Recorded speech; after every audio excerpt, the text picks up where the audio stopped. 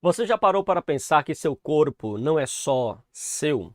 É isso mesmo, o seu corpo não é somente seu. A Bíblia revela uma verdade poderosa. O nosso corpo é templo do Espírito Santo. Não é apenas carne, osso ou sangue. Na verdade, o nosso corpo é morada divina. Deus escolheu habitar em nós e não em prédios luxuosos, mas ele resolveu habitar em corações e corpos dispostos a viver em santidade, em viver separado para ele. Quando nós entendemos isso, tudo muda.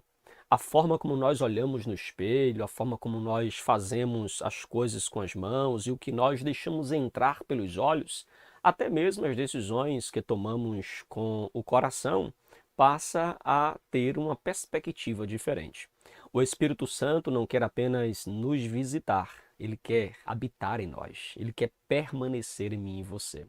Mas para isso, nós precisamos cuidar do templo do Espírito Santo. Como, pastor? Fugindo da imoralidade, praticando a disciplina espiritual e mantendo o corpo em equilíbrio.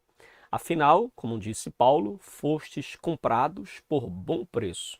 Glorificai, pois, a Deus no vosso corpo e no vosso espírito. Meus queridos irmãos, na lição de hoje, nós vamos descobrir juntos o que significa viver como verdadeiros templos do Espírito Santo, santos, íntegros e cheios da presença de Deus. Se você ainda não conhece o nosso canal, inscreva-se, curta o nosso vídeo, compartilhe esse estudo com os seus irmãos em Cristo Jesus para que você possa abençoar outras vidas. E claro, se você puder, inscreva-se também no nosso canal, curta, compartilhe e marque aquela pessoa que ama a escola bíblica dominical tanto quanto você. E vamos juntos para mais uma lição em nome de Jesus. A AD Ministério Verdade e Vida e EBD Explicada 2.0, a EBD que transforma vidas. Meus queridos e amados irmãos, nós iremos adentrar hoje na lição de número 4. Lição de número 4, falando sobre o corpo como templo do Espírito Santo. Nós temos aqui uma lição muito importante, tendo em vista que neste trimestre a nossa ênfase está no corpo, alma e espírito. Agora nós estamos adentrando e mergulhando na parte material do homem, o corpo. E hoje, dando a ênfase neste corpo como templo do Espírito Santo. A Bíblia Sagrada vai usar diversas figuras para se referir ao povo de Deus, como povo de Deus, como filhos, como noiva, vai se referir como templo, vai se referir então ao povo de Deus com diversas nomenclaturas, certo?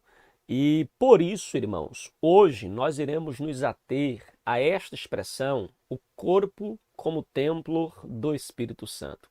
E diga-se de passagem, é surpreendente que o Deus que não habita em templos feitos por mãos humanas decidiu habitar no coração humano, no coração de um pobre ser humano. Louvado seja Deus por esta decisão tão grandiosa do nosso Deus de habitar em nós, queridos. E a gente vai aprender um pouco sobre essa temática, tá bom? O nosso texto áureo está em 1 Coríntios, capítulo 6, verso de número 19, que diz assim: Ou não sabeis que o nosso corpo é templo do Espírito Santo, que habita em vós, proveniente de Deus, e que não sois de vós mesmo? Paulo, ele faz aqui uma pergunta aos irmãos em Corinto. Obviamente, ele faz esta pergunta partindo do pressuposto daquilo que o próprio Paulo já havia instruído esta igreja, tendo em vista que Paulo é o fundador da igreja em Corinto, conforme a gente vê em Atos, capítulo de número 18, e agora nós temos o próprio Paulo trazendo essa instrução à igreja.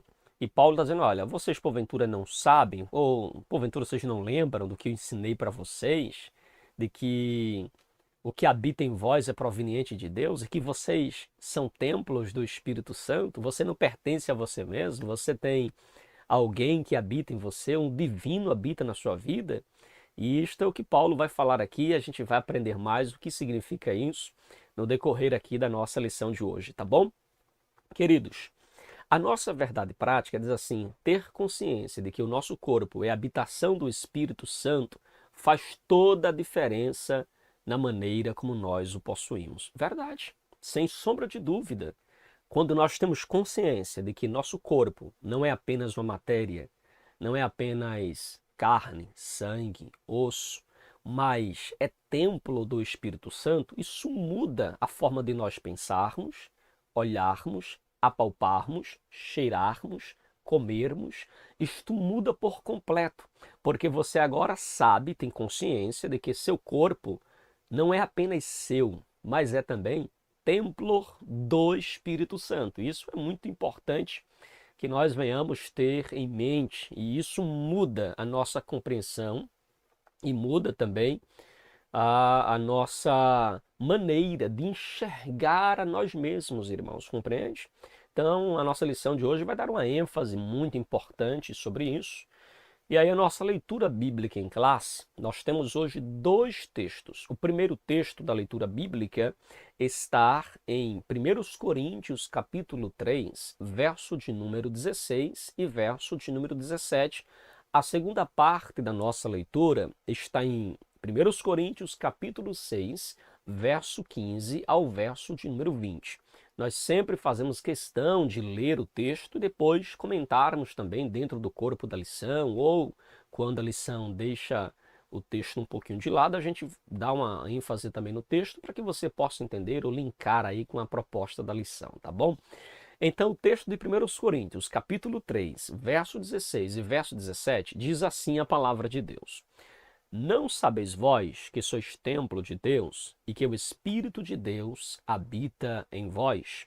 Se alguém destruir o templo de Deus, Deus o destruirá, porque o templo de Deus, que sois vós, é santo. Aqui nesse texto eu gostaria que você prestasse bem atenção nessa expressão usada por Paulo.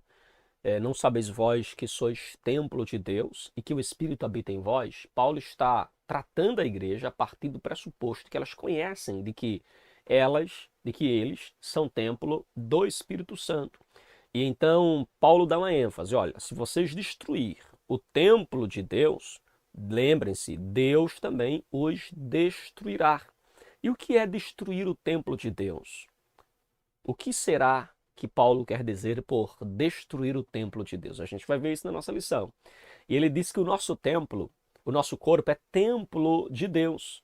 E, portanto, este templo é santo. E aí o nosso autor na lição faz um link aí com o que disse o pastor Antônio Gilberto, de que, fazendo uma analogia com o tabernáculo, né, que tem o pátio, o lugar santo e o lugar santíssimo. Como se o pátio é uma referência ao corpo, o lugar santo uma referência à alma e o lugar santíssimo uma referência ao espírito. E a gente vai falar um pouco disso mais nos tópicos da nossa lição, tá bom? E aí a nossa segunda parte da leitura está em 1 Coríntios, capítulo de número 6, verso de número 15. Se você possui aí a lição, abra na sua lição. Se não, abra a sua Bíblia, que diz assim, irmãos. 1 Coríntios 6, verso 15. Não sabeis vós que sois corpos, não sabeis vós que os vossos corpos são membros de Cristo? Tomarei, pois, os membros de Cristo e faloei membros de uma meretriz? Não, por certo. Ou não sabeis que o que se ajunta com a meretriz faz-se um corpo com ela? Porque serão, disse, dois numa só carne. Mas o que se ajunta com o Senhor é um mesmo espírito. Fugir da prostituição, todo pecado que o homem comete é fora do corpo, mas o que se prostitui peca contra o seu próprio corpo. Ou não sabeis que o nosso corpo é o templo do Espírito Santo que habita em vós, proveniente de Deus, e que não sois de vós mesmo? Porque fostes comprado por bom preço. Glorificai, pois, a Deus no vosso corpo e no vosso espírito, os quais pertencem a Deus. E aqui nós temos uma continuidade do que Paulo começou lá em 1 Coríntios 3, E aqui Paulo dá uma ênfase de como nós devemos cuidar e zelar pelo nosso corpo. E o nosso autor vai finalizar exatamente trabalhando os cuidados com o corpo, que é de suma importância você estar muito atento a estas verdades que estão linkadas aqui no nosso texto, tá bom? Então, queridos, qual é o alvo, qual é o propósito da nossa lição de hoje? Nós temos 3 propósitos principais. Primeiro, levar os alunos a compreenderem que seus corpos pertencem a Deus e é a habitação do Espírito Santo. Em segundo lugar, mostrar aos irmãos ou ensinar que o corpo humano, à semelhança do tabernáculo do Antigo Testamento, é portador da presença de Deus. E, por fim, conscientizar os alunos sobre a responsabilidade de manter o corpo em santidade por meio da fuga do pecado, da prática das disciplinas espirituais e do cuidado físico. Então a gente vai trilhar por esses 3 alvos da nossa lição, com o objetivo de entender melhor a temática do nosso corpo como templo do Espírito Santo. Ok? Tranquilos?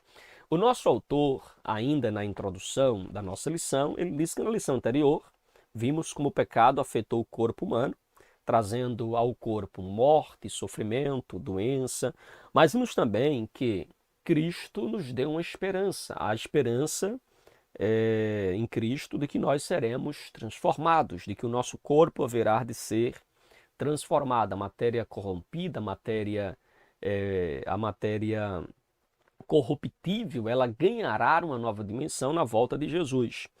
E aí a nossa lição de hoje nós vamos focar no corpo como templo do Espírito Santo, enfatizando a importância do corpo, a necessidade do cuidado com o corpo e principalmente também do cuidado no que diz respeito à santificação do corpo. E aí a gente percebe que esta lição ela é uma lição profunda no que diz respeito à temática e também vai na contramão daquilo que pregam ou pregavam os gnósticos, que não dava ênfase ao corpo, tratava o corpo como algo desprezível, algo mal.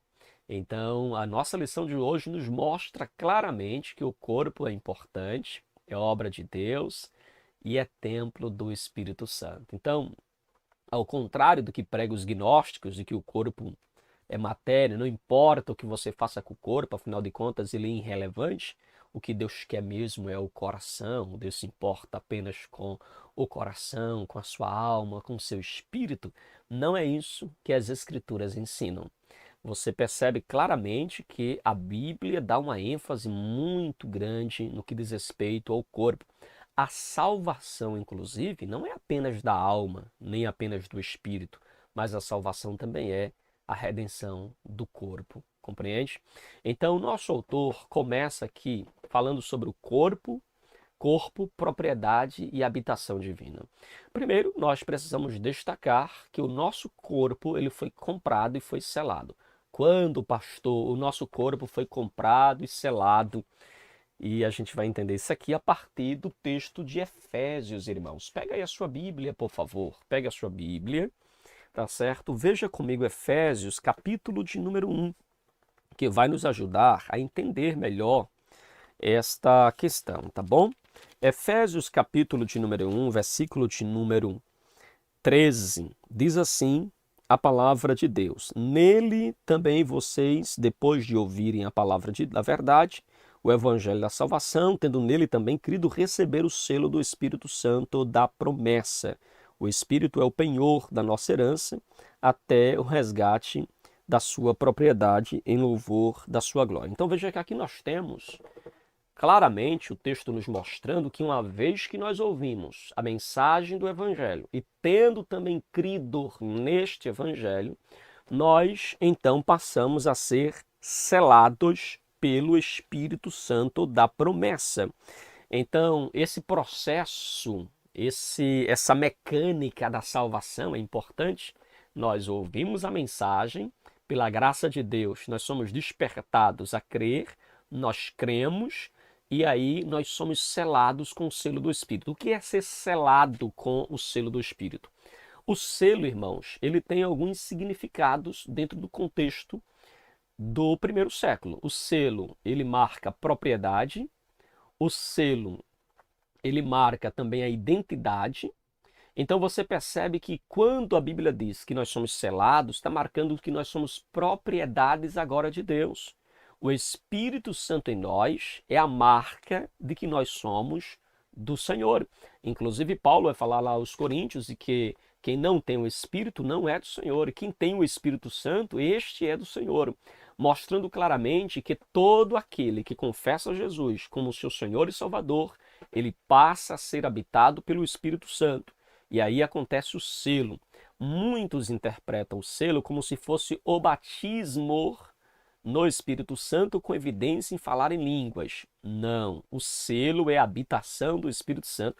É o batismo, mas é o batismo com o Espírito, né? Quando o Espírito vem sobre nós, passa a habitar em nós. Então, nós somos selados, nós somos comprados, conforme o próprio apóstolo Paulo, na primeira carta de Paulo aos Coríntios, irmãos, capítulo de número 7, verso 23, onde a Bíblia Sagrada nos mostra claramente que nós fomos comprados.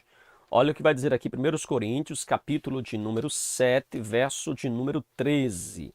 Abra aí a sua Bíblia para você conferir conosco também essa passagem das Escrituras, que diz assim a palavra de Deus. 7, versículo de número 23. Olha o que diz, irmãos. Vocês foram comprados por preço. Não se tornem escravos de homens. Então veja que o texto claramente mostra para nós que nós fomos comprados.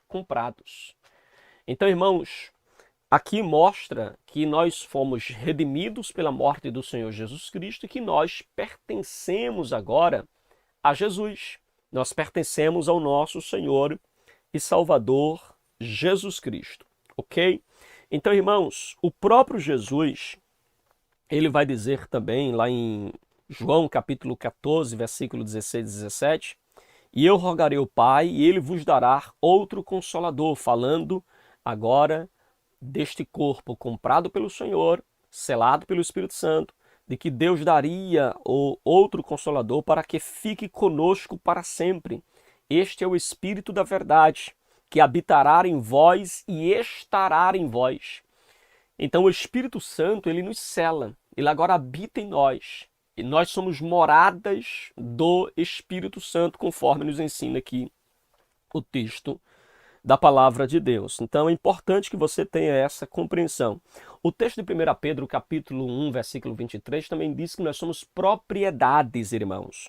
Propriedades divinas.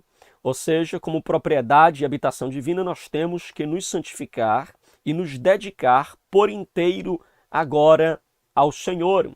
Então o Espírito Santo agora habita em nós. Ele habita na nossa vida e nós somos então o templo do Espírito Santo.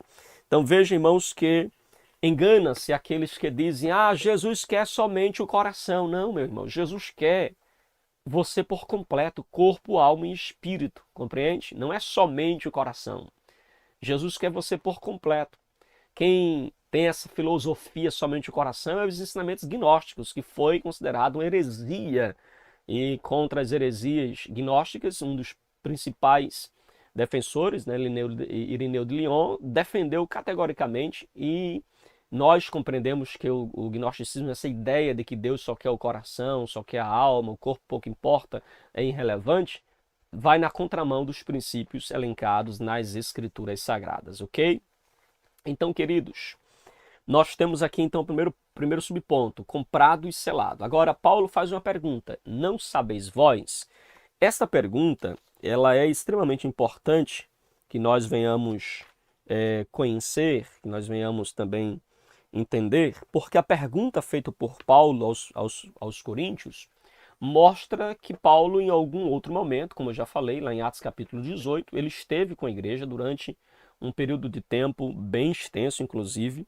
Paulo esteve ali com os irmãos mais ou menos ali 1 ano e meio, e neste período de tempo, Paulo, ele havia instruído a igreja. Durante 18 meses, Paulo havia instruído a igreja. E agora Paulo está questionando. Vocês parecem que não ouviram o que eu falei, ou não prestaram atenção no que eu disse? Então, Paulo está dando agora a ênfase, fazendo essa indagação 2 vezes, tanto em 1 Coríntios capítulo 3, 16, como em 1 Coríntios 6, versículo 15, 16 e 19. Paulo faz, melhor dizendo, nessa indagação por 4 vezes. E os coríntios, irmãos, eles eram imaturos e carnais, porque eles haviam, por isso havia entre eles tanto pecados, irmãos, conforme a gente percebe, né, nas primeiras palavras de Paulo aqui aos primeiros coríntios. Apesar da igreja ser templo e morada do Espírito Santo, eles pareciam não ter isso, como não ter ciência disso. E por isso que Paulo faz essa pergunta: não sabeis vós? Como é que pode vocês, sendo o templo e morada do Espírito Santo, viver desta forma? E se você ler 1 Coríntios, irmão, você percebe claramente que era uma igreja extremamente carnal. Pense numa igreja carnal, cheia de dons espirituais, mas ao mesmo tempo viviam literalmente na carne. E aí a gente aprende uma lição importante. Não é porque alguém tem dom espiritual que ele é espiritual. Alguém pode ter dons espirituais ou manifestações de dons espirituais e ainda assim ser carnal. E isso fica muito claro na igreja aqui aos Coríntios. Quando Paulo vai dizer: porventura não sois vós ainda carnais? Não sois porventura ainda imaturos, meninos? Então você percebe claramente, irmãos, a imaturidade da igreja aos Coríntios. Paulo vai dizer que havia partidarismo entre eles. Então havia carnalidade, partidarismo.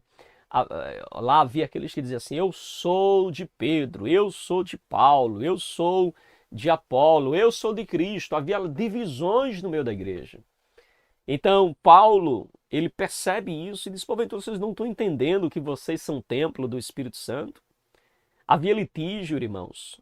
Um irmão colocando o outro na justiça. Já imaginou 2 crentes dentro de um tribunal de um ímpio para julgar uma causa que poderia ser resolvido dentro da comunidade?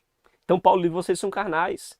Lá em 1 Coríntios 5 tem um problema sério na igreja, irmãos. Havia um rapaz que estava tendo um caso com a mulher do seu pai, a sua madrasta. Olha que problema a igreja de Corinto estava enfrentando. E Paulo diz assim: vocês não sabem que vocês são templo e morada do Espírito Santo? Vocês não têm consciência disso? Mostrando exatamente da importância deles santificarem o corpo. Então, discussões que visam negar, né, a nossa santificação corpórea, na verdade, sinais de imaturidade e carnalidade, à semelhança do que vivia a igreja dos Coríntios. Inclusive, irmãos, aqueles que advogam de que Deus não está nem aí para as vestes, não, irmãos, olhem, não sejamos legalistas. Deus não disse se tem que ser roupa X ou roupa Y. A gente não tem isso na Bíblia. A Bíblia não fala sobre qual tipo de roupa, no sentido se é calça, se é short, não é? Se é saia. A Bíblia não advoga sobre isso. Mas, claramente, a Bíblia recomenda, ordena, melhor dizendo, que as mulheres se vistam de formas sensatas, modestas e com pudor. Da mesma forma os homens, queridos. É preciso nos vestirmos assim. Então, essa ideia de que Deus não está nem aí para o que eu visto, não está nem aí para a forma como eu ando, não, irmão, está sim. A sua veste diz muito sobre você. A maneira como você anda diz muito sobre a sua vida. Hoje está virando uma verdadeira libertinagem. A gente percebe hoje, independente da denominação, irmãos, um verdadeiro desfile de moda em algumas congregações e detalhe, desfile de moda nudismo puro. Infelizmente é o que nós temos presenciado hoje. O mundo vive já o nudismo. Agora isto penetrando dentro da igreja, irmãos, dentro da comunidade, eu particularmente confesso para os irmãos que eu já fui pregar em congregação que a gente fica de cabeça baixa com vergonha de olhar para as pessoas. Com vergonha de olhar por causa da falta de pudor, da falta de modéstia, da falta de bom senso na hora de se vestir. Então, queridos, é importante você entender que a santificação também exige mudança no nosso vestuário, ok? Ah, pastor, é pecado usar calça. Não estou falando que é pecado usar calça. Dependendo da calça, não. Dependendo da saia, também não. E dependendo da saia é pecado. Dependendo da calça, também é pecado. Entende? Então é importante que você entenda essa verdade, né, relativa também ao vestuário. Então depois do pecado de Adão, inclusive, a gente percebe que Adão peca e vai se vestir de folha. E Deus cuidadosamente os veste de pele de animal. Quem sabe apontando para as folhas, era uma forma de se vestir, mas que não o cobria de forma completa, ou não cobria de forma satisfatória. Então Deus pega a pele de um animal, veste Adão e Eva exatamente para que eles possam estarem cobertos de forma decente. E olha que quando Deus fez a roupa para Eva e Adão, só tinha eles, irmãos. Só tinha eles. Quem ia olhar para Eva? O boi? Quem ia olhar para Eva?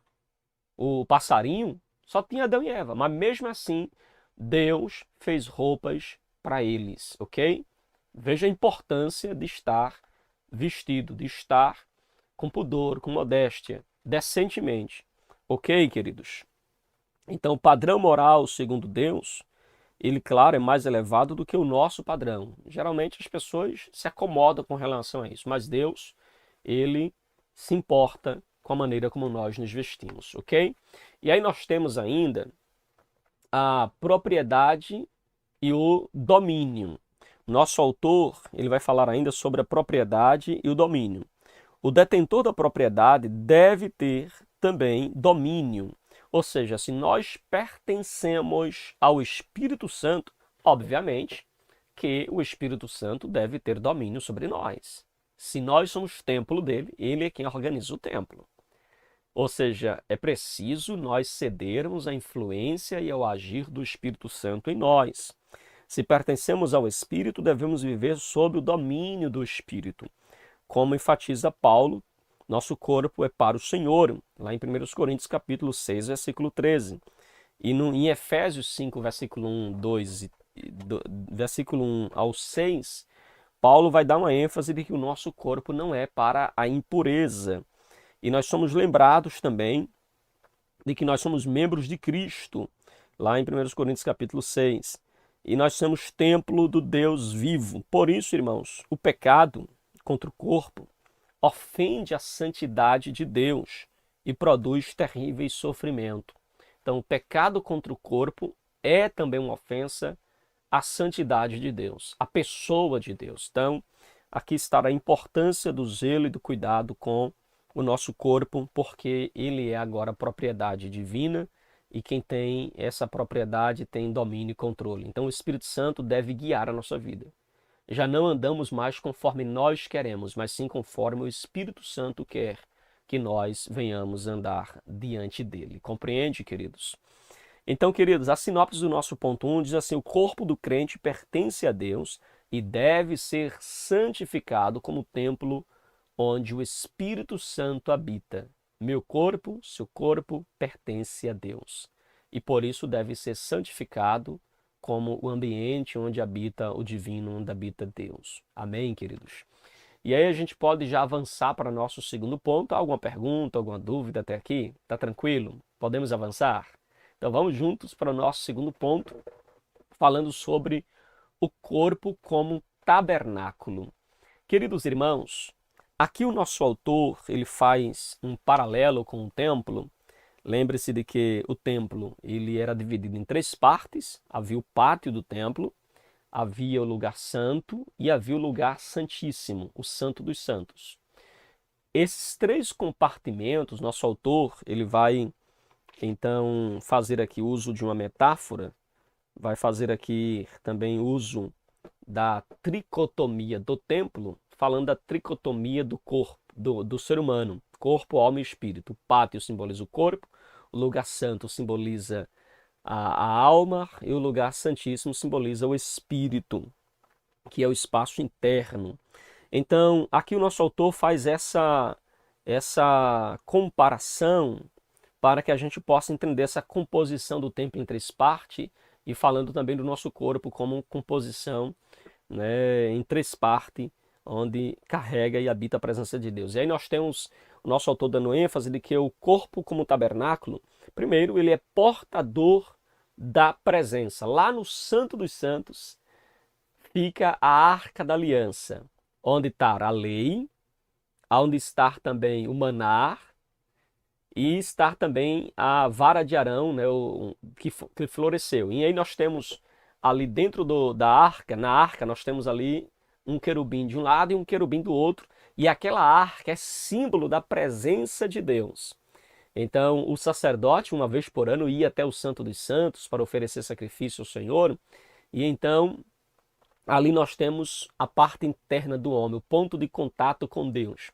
E aí, fazendo essa comparação aqui do nosso autor, para solidificar o nosso entendimento do corpo como portador da presença de Deus, onde o próprio Deus disse que não habitaria em santuário feito por mãos humanas, mas você vê nitidamente no Novo Testamento que Jesus diz que o Espírito Santo habitaria em nós e estaria em nós. E aí nós temos o nosso corpo como templo e morada do Espírito Santo, onde o corpo é o pátio, a alma é o lugar santo e o Espírito o lugar santíssimo. E, portanto, nós somos portadores da presença de Deus. Meus irmãos, que privilégio, irmãos, que privilégio. É nós sermos esse portador da presença divina. É nós carregarmos conosco a presença divina. Quando a gente entende isso, a nossa perspectiva de mundo, a nossa perspectiva como igreja muda, queridos. Você não é apenas um corpo, cujo corpo habita uma alma e tem um espírito. Não, você é templo e morada do Espírito Santo. Você é tabernáculo de Deus. O teu espírito é o santo dos santos, é aonde a presença de Deus entra em contato com você. Por isso que aquele que está em Cristo agora é governado por Deus em seu espírito, que governa a sua alma, que governa o seu corpo. As nossas ações, as nossas atitudes estão agora debaixo da direção divina, queridos. Compreende? E aí o nosso autor complementa ainda, falando sobre o tabernáculo e a tricotomia. Ele diz assim: quando o tabernáculo foi levantado, a glória do Senhor encheu completamente o templo, né? Ou encheu completamente o tabernáculo. E aí a gente percebe que é um paralelo excelente para com Atos 2, quando o Espírito Santo encheu toda a igreja e foram vistas línguas repartidas como que de fogo. E nós vemos ali um mover do Espírito Santo, aquilo que nós chamamos de Pentecostes. Então, queridos, nós temos um Pentecostes em nosso coração. Nós temos o fogo do Espírito no nosso coração. Nós temos o mover do Espírito Santo em nós e agindo através de nós. Então, que possamos compreender esta verdade tão importante que mostra a nossa experiência pentecostal. Nós cremos na continuidade dos dons, nós cremos no mover do Espírito Santo, nós cremos no poder do Espírito Santo, que ainda hoje ele habita no crente, o reveste de poder, dar a ele dons espirituais, passa então a ser templo e também um instrumento nas mãos de Deus para a pregação do Evangelho. Queridos, e ainda ele fala sobre um tabernáculo guiado. Interessante que o tabernáculo ele tinha sobre si o repousar da nuvem durante a noite e o repousar também, da nuvem durante o dia e de uma coluna de fogo durante a noite, que estava ali junto com o tabernáculo, junto com o povo de Israel. E esse tabernáculo, ele se movia de acordo com o mover da nuvem ou da coluna de fogo, mostrando claramente que o tabernáculo, que o povo de Israel era guiado, ele andava na direção do próprio Deus, que guiava para onde deveria ir o povo. Hoje, trazendo isso para nós, o crente é alguém guiado pelo Espírito Santo. Paulo mesmo vai dizer em Gálatas capítulo 5, versículo 17 em diante, Paulo fala que se nós formos guiados pelo Espírito Santo, não cumpriremos as concupiscências da carne, os desejos da carne. Então veja que agora nós somos guiados por esse Espírito. Nós estamos na direção dada pelo Espírito Santo. E aí, claro, queridos, precisamos ser sensíveis ao Espírito Santo que nos livra de decisões e movimentos errados em nosso viver diário. A maioria das nossas decisões erradas é resultado de abandonarmos a direção dada pelo Espírito Santo de Deus. A maioria das nossas decisões é resultado de nós negligenciarmos a voz do Espírito Santo nos dando a devida direção. Quantas vezes você e eu também errei porque seguir o meu coração e não a direção do Espírito Santo de Deus.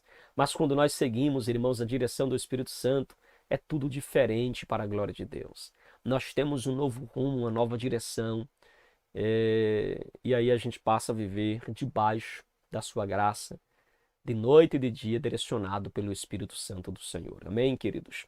E aí nós temos a sinopse do nosso ponto 2, que diz assim como o tabernáculo abrigava a presença de Deus, o corpo do crente é a habitação viva e guiada pelo Espírito Santo de Deus. Amém, queridos? Alguma pergunta? Alguma dúvida? Tá tranquilo? Podemos avançar? Vamos então para mais um ponto aqui, e já indo para o término da nossa lição. E aí o nosso autor trabalha sobre o cuidado do templo do Espírito, ou seja, o cuidado com o nosso corpo. Meus irmãos, cuidar do nosso corpo é extremamente importante, tendo em vista nosso corpo ser templo e morada do Espírito Santo. E aí o nosso autor, ele vai pontuar aqui, entre muitas outras coisas que poderia ser dito, ele vai pontuar aqui a continuidade do nosso texto lá de 1 Coríntios capítulo 6, versículo 18, e ele vai dizer que um dos cuidados que nós devemos ter com o corpo é fugir da prostituição. Fugir aqui é fugir o termo prostituição no grego, o termo é porneia. Então, fugir da porneia, fugir da imoralidade sexual.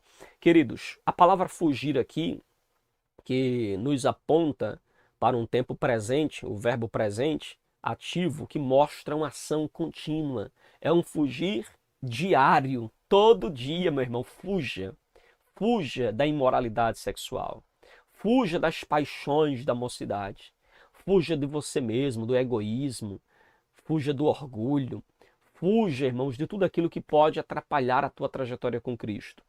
Então, o termo porneia aqui, que é traduzido em algumas versões por prostituição, por impureza, em outras por imoralidade sexual, no sentido geral, significa toda prática sexual fora do casamento, ou seja, toda prática sexual que não estar alinhada com a vontade de Deus. Então, toda prática sexual que não estar restrita ao ambiente do casamento, irmãos, é uma imoralidade sexual.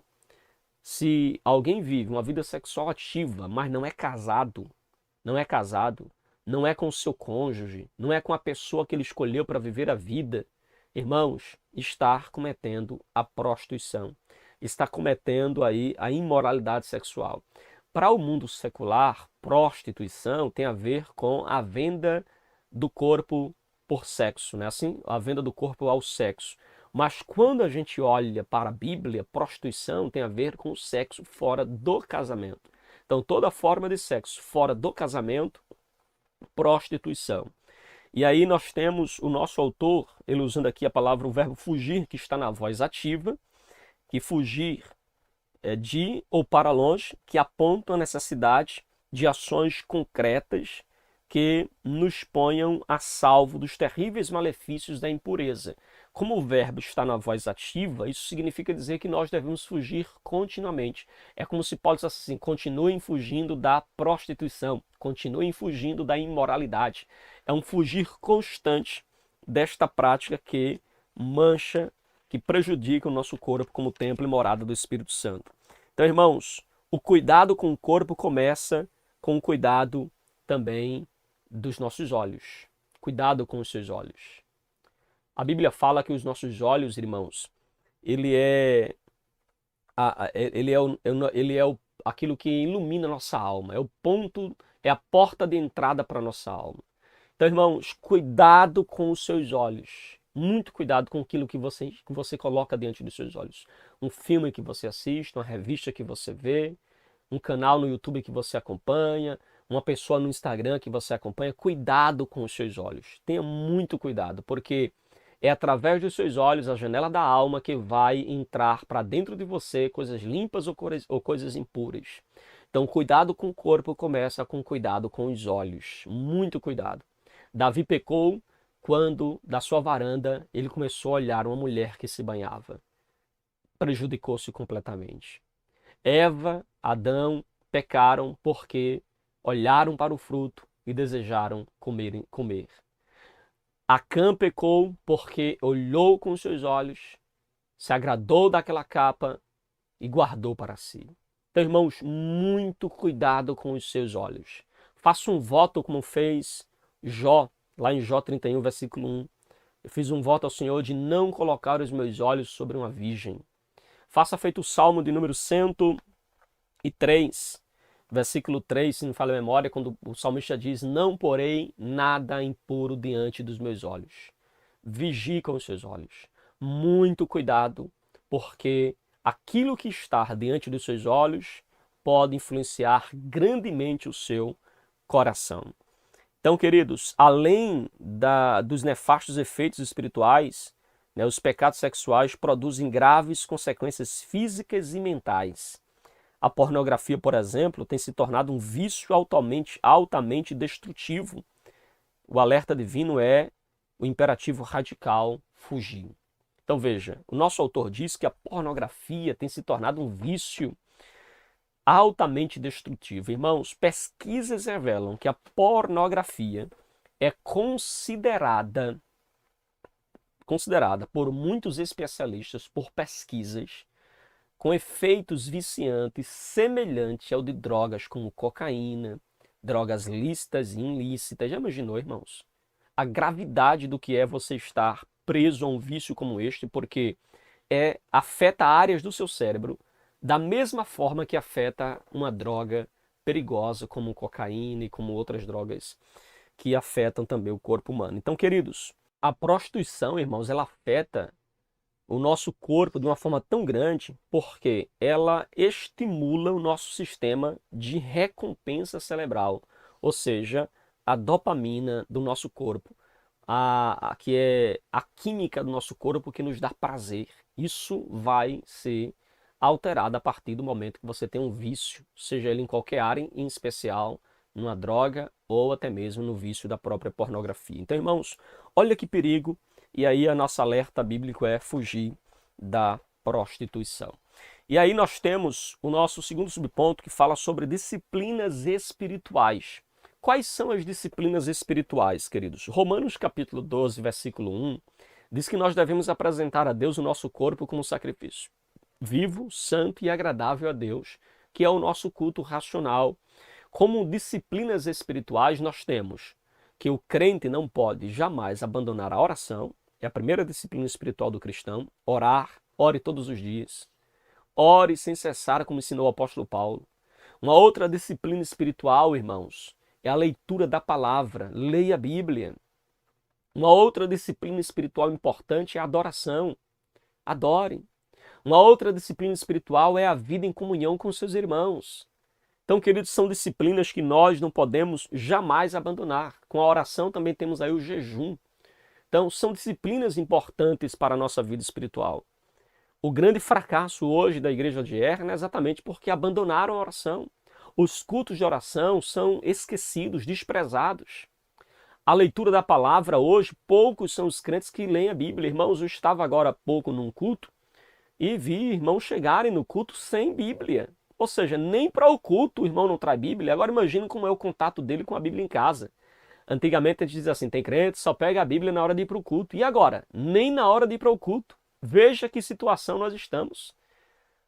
Não se pega a Bíblia, muitos não pegam a Bíblia nem para ir para o culto. Então perceba como nós temos uma deficiência muito grande na pesquisa, na meditação, no mergulhar das Escrituras. Consequentemente, por não amar as Escrituras, não participam de culto de escola dominical, não participam de cultos de doutrina. Há congregações que, infelizmente, sequer têm culto de ensino. Por quê? Há um desprezo pelo culto de ensino. Então, queridos, olha a importância de nós despertarmos para isso. Eu me lembro que uma determinada irmã fez uma visita a uma outra congregação e disse, pastor, na congregação que eu fui, eu sinto que falta assim o ensino, a instrução. A gente participa do culto lá, a gente sente, chora, se emociona, mas não tem assim ensino. A gente não sai de lá instruído. Então, irmãos, olha que problema nós estamos enfrentando hoje. Então, essas disciplinas espirituais é importante. Jejum, oração, adoração, você está em comunhão com seus irmãos, a leitura da palavra de Deus. Vivemos hoje um período de analfabetismo espiritual muito grande, irmãos, muito grande. Pessoas que conhecem mais do time de futebol, da novela, do que da própria Bíblia, compreende? E aí nós temos o nosso último subponto, para nós encerrarmos, que é a disciplinas corporais. Quais são as disciplinas corporais que o nosso autor ele elenca aqui? Irmãos, Aqui ele vai dar ênfase ao cuidado do nosso corpo físico. E aí o nosso autor fala sobre os cuidados tanto em quantidade como em qualidade da nossa alimentação. O quanto a gente come é preciso pensar também. A qualidade do que nós comemos também. Tem pessoas que comem muito, é um problema para a sua saúde.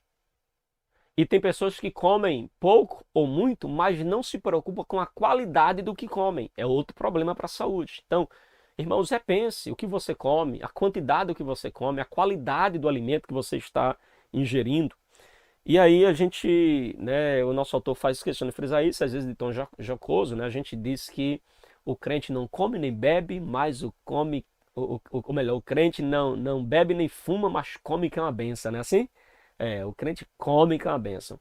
Uma vez eu estava esperando um exame da minha esposa, e aí me deparei na porta da clínica lá com um rapaz que fazia Uber, e este rapaz estava fazendo Uber de entrega de materiais de exame.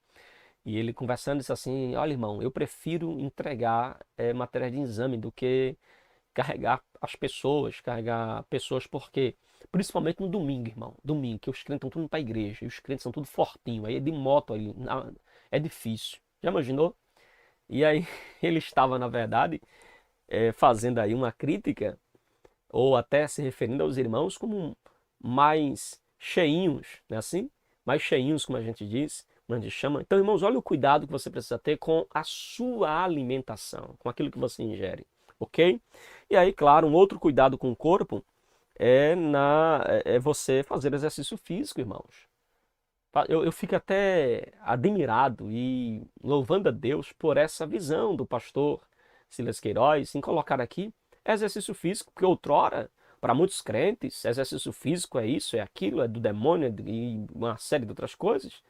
E resultado, a gente tem aí um monte de crentes com 30, 40 anos que não conseguem mais fazer um evangelismo numa ladeira porque não consegue subir a ladeira. Porque as pernas não aguentam, porque o corpo não suporta, porque não teve esse cuidado com o corpo. Então, irmãos, exercícios físicos, vá a uma academia, faça uma caminhada, participe de uma maratona, se envolva com um exercício físico. Outra forma de cuidar do corpo, descanso, irmãos. Tem gente que não dorme. Ou dorme demais ou não dorme. É preciso ter um equilíbrio. Descansar é importante. Descansar não é luxo, descansar é parte da nossa atividade para recuperar energia, para melhor desempenhá-las, compreende? E também nosso autor fala sobre o cuidado de nós irmos ao médico, principalmente os homens, que só vai para o médico quando está nas últimas. É importante que você vá regularmente ao médico, se consulte, veja como está seu estado de saúde, faça acompanhamento, amém? Preventivo, cuidando da sua saúde. Amém, meus irmãos? E aí temos a sinopse do nosso último ponto. Cuidar do corpo com santidade, disciplina espiritual e equilíbrio físico é essencial para honrar a presença do Espírito Santo em nós. Você sabia disso? Que para cuidar do seu corpo é cuidar da casa que habita o Espírito Santo. Então, o cuidado com o corpo tem tudo a ver com o mundo espiritual, com cuidar da casa que é a habitação do Espírito Santo de Deus. Amém, meus queridos irmãos? E aí uma frase final aqui para nós encerrarmos. Quem entende que é templo do Espírito Santo não vive de qualquer jeito, vive como morada da glória de Deus. Amém, queridos? Meus queridos e amados irmãos, chegamos ao finalzinho de mais uma aula aqui do seu canal EBD Explicada 2.0. Que Deus continue abençoando sua vida. Muito obrigado por ter acompanhado esta aula até aqui. Que Deus te abençoe, que Deus te guarde. Uma excelente aula para você, em nome de Jesus.